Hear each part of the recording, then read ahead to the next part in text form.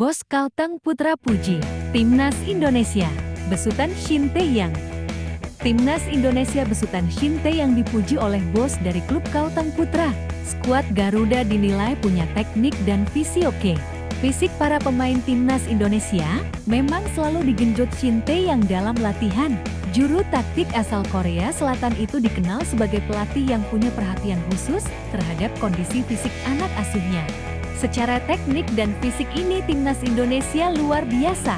Cuma saya sedikit meragukan dari mental saja, ujar Agustiar di Stadion Utama Gelora Bung Karno SUJBK, Senayan, Jakarta Pusat, Jumat 6 Januari tahun 2023.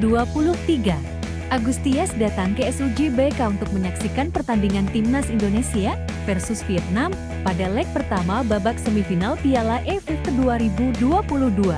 Sayangnya, laga tersebut berakhir imbang tanpa gol.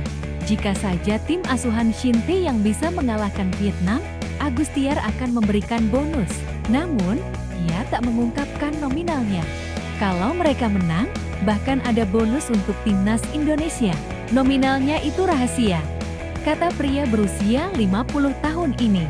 Lebih lanjut, pria yang juga menjabat sebagai anggota DPR RI ini mengomentari banyaknya pemain naturalisasi di Timnas Indonesia.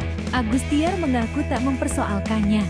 Di Piala AFF 2022, Timnas Indonesia menggunakan 3 pemain naturalisasi.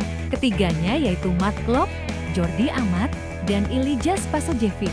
Sebenarnya saya nggak permasalahkan itu untuk jangka pendek, tapi jangka menengah dan panjang kita harus ada ini pembinaan, imbu Agustiar.